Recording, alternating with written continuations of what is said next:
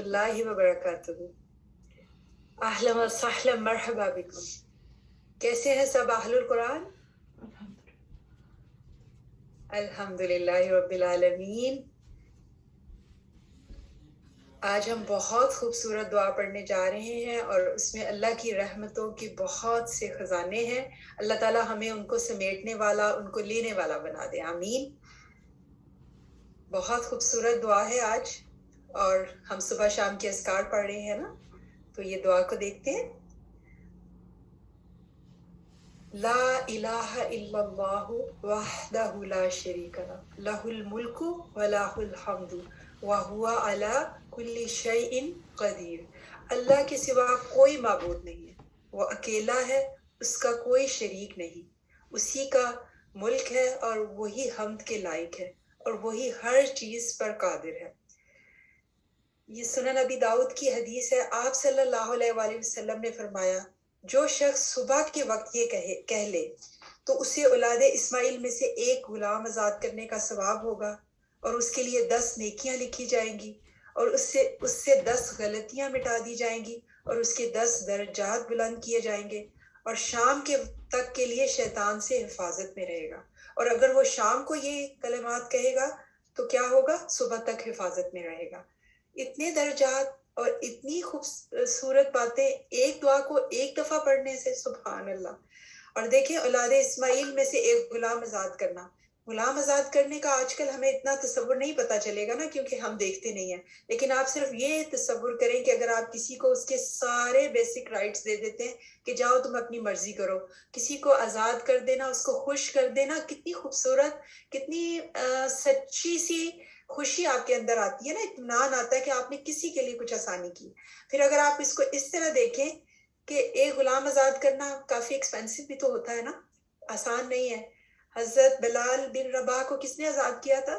حضرت ابو بکر صدیق نے۔ تو اگر آپ سوچیں کہ یہ مہنگا کام ہے اور آپ نے ایک غلام کو آزاد کیا تو اتنا صدقہ آپ کے ذمہ لکھا جائے گا، سبحان اللہ۔ اور میں کسی اسکالر کی بڑی پیاری بات وہ کر رہے تھے کہ اگر آپ ایک غلام آزاد کرتے ہیں تو آپ پورے کے پورے اس کے جتنے باڈی پارٹس ہیں، پورے کا پورا آپ کو، آپ کے every part of your body free from hell fire, کہ ہماری بھی پورا جسم جو ہے وہ ہیل فائر سے، جہنم سے آزادی۔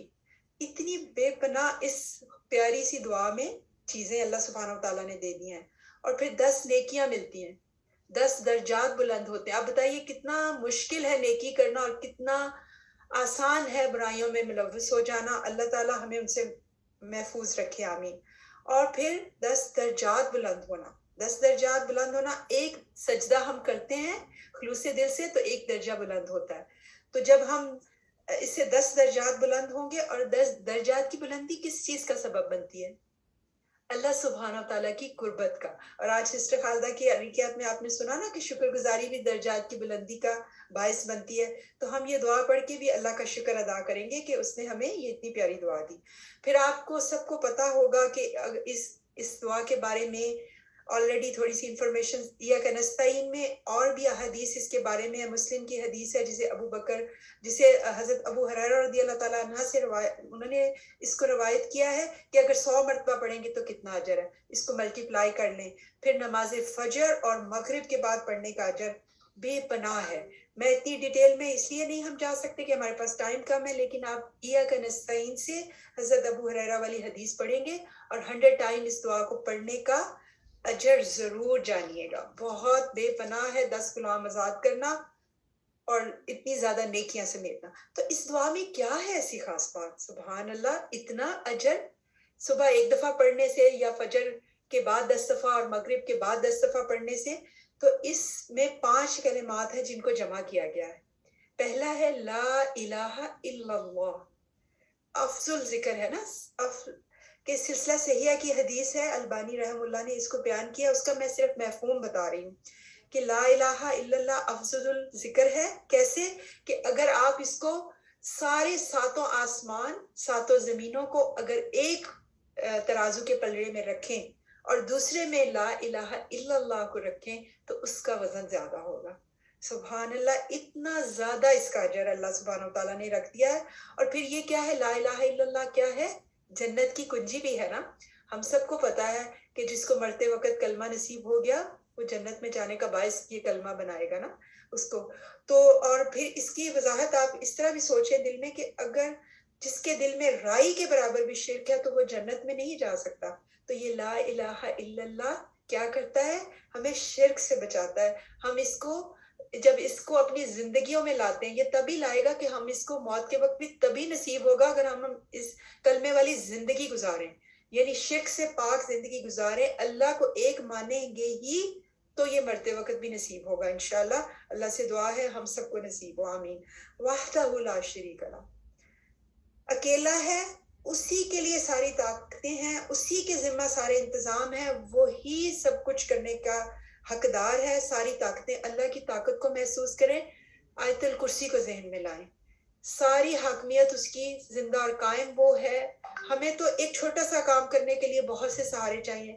اللہ تعالیٰ اکیلا ہے، اکیلا ہی ساری کائنات کو چلا رہا ہے، اس کو کسی کی ہیلپ نہیں چاہیے.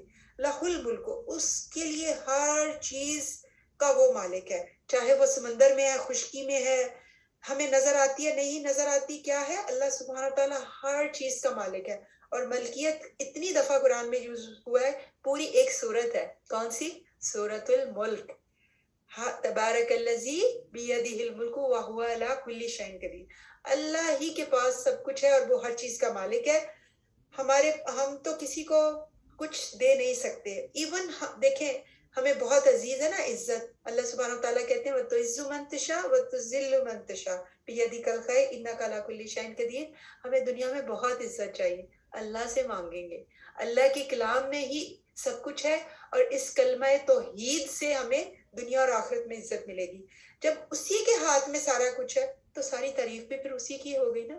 وَلَهُ الْحَمْدُ، ساری تعریف اسی کی ہے اور وہی تعریف کے لائق ہے، کیونکہ بادشاہت اس کی ہے، مالک وہ ہے. وَهُوَ عَلَىٰ كُلِّ شَيْءٍ قدیر، وہ ہر چیز پر قادر ہے. ہم دنیا میں اور ہر روز ہماری زبان سے کتنی دفعہ یہ نکلتا ہے اٹس ناٹ پاسبل، یہ نہیں ممکن، یہ آج نہیں ممکن. یہ اللہ سبحانہ وتعالیٰ ہر طرح کے خزانوں کا مالک ہے. ساری دنیا کو سارا کچھ دے دے تو اس کے خزانے میں کوئی کمی نہیں آئے گی. ہر چیز پر اگر ہم سب کو وہ سارا علم دے دے جو باعمل ہمیں کر دے، ہماری دعا ہے.